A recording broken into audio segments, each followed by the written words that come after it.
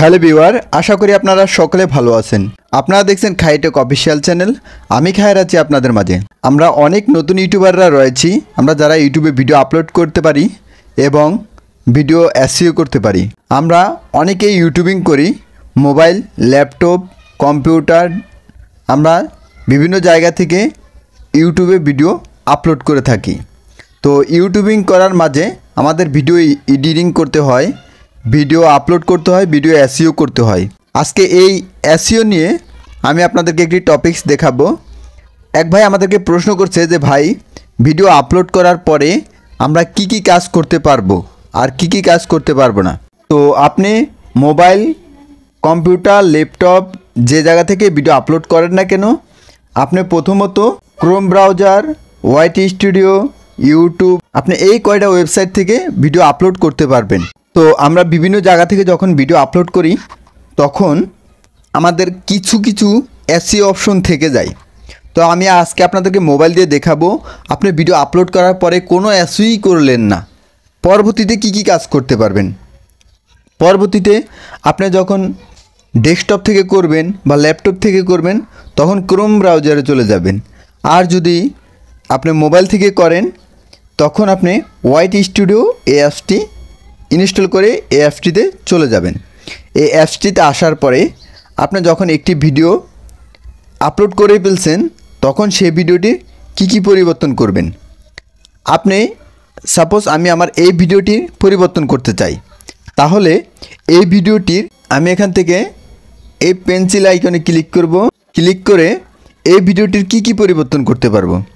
এই ভিডিওটির থাম্বনেল পরিবর্তন করতে পারবো, টাইটেল পরিবর্তন করতে পারবো, ডিসক্রিপশন পরিবর্তন করতে পারবো, তারপরে ট্যাগ পরিবর্তন করতে পারবো, ঠিক আছে।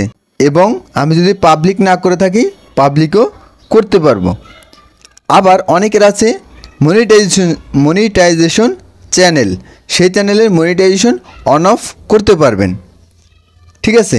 তখন আমরা এই ভিডিওটির প্রথমে থাম্বনেল চেঞ্জ করলাম, ঠিক আছে। এরপরে টাইটেল চেঞ্জ করলাম, ঠিক আছে, টাইটেল চেঞ্জ করলাম। এরপর আমরা ডিসক্রিপশন দিলাম, ঠিক আছে। আমরা আমাদের মন মতন ডিসক্রিপশন চেঞ্জ করতে পারবো, আমরা আমাদের মন মতো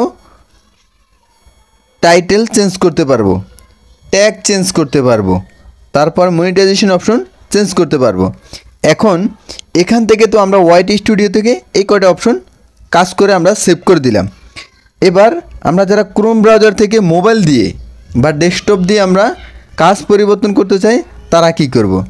আমরা এখান থেকে এই চ্যানেলটিরই যখন আমরা দ্বিতীয়বার এসইও করব বা ভিডিও আপলোড করার পর যখন এসইও করব তখন এই ভিডিওটির এন্ড স্ক্রিন বসাতে পারবো, এই ভিডিওটির আই বাটন বা অ্যাড কার্ড বসাতে পারবো।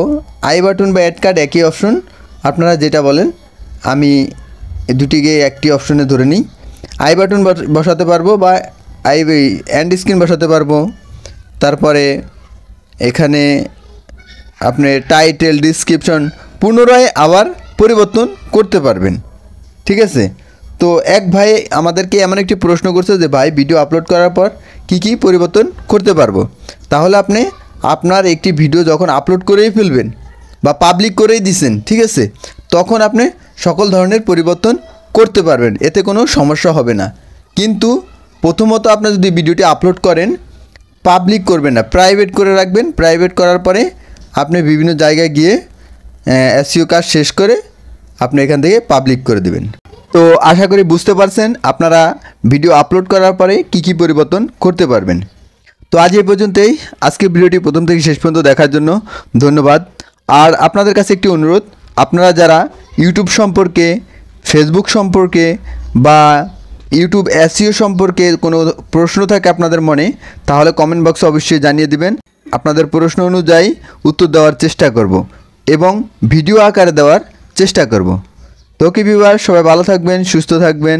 ধন্যবাদ সবাইকে।